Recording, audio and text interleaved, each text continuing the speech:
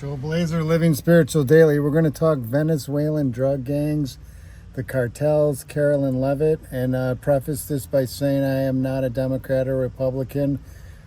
I'm a Terrence McKinnon Fritonian freedom fighter.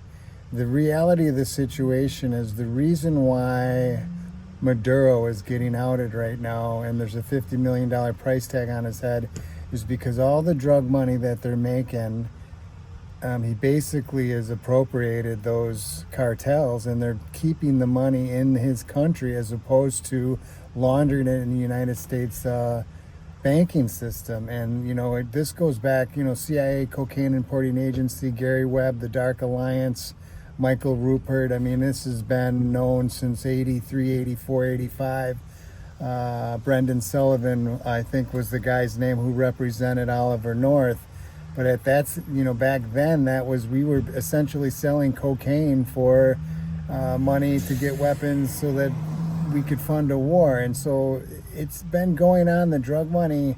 It's a tacit, subtle agreement that drugs are let across the border because most cartels have this tacit agreement that they will take the laundered proceeds and bring it into the bank. Now, they do have to do token arrest and bust, but ultimately, if there is someone who has basically said, like Maduro, that we're not going to bring the money back into the U.S., that is what's caused this strife, because that is a big leg propping up the banking system and the stock market. That is a legitimate concern. And Eric Holder did a thing, I can't think of the name of it. It had some crazy name where they were supposed to bust gang members with guns, but essentially that was just a cover to run training and a lot of guns to cartels in Mexico that were warring and beating the cartels that wanted to keep the money. Now, it's not some grand conspiracy, because the reality of the situation is there is a demand for drugs in this country that's not going to go away, and you're not going to stop the flow in it, so you might as well benefit it. I understand the premise of their philosophy. The reality is, though, I think we need to legalize all drugs now, and that fucking bitch with the big tits that sits at the podium, Levitt, whatever the fuck her name is, and we've stopped the flow of dangerous drugs, and it's like, bitch, that's not what this is about. The flow is never gonna stop.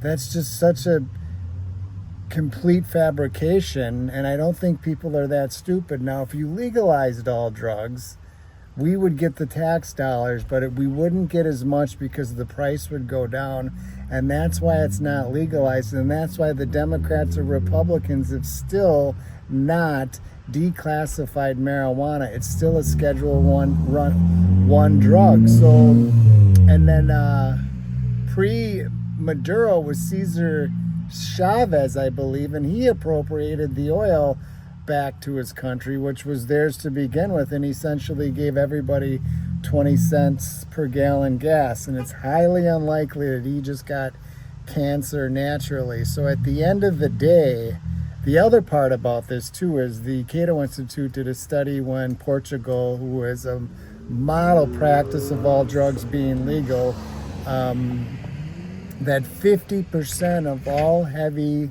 hard drug addicts have had some sort of sexual abuse at a very young age. And so, maybe if we look at that, we'll have less drug addicts. But the reality of the situation, first and foremost, it's not up to a government to tell its citizens what it can do with its body, and that includes drugs. And so this whole notion, the illegality of drugs, it's just such a cesspool of smoke and mirrors. More will be revealed. I love you all.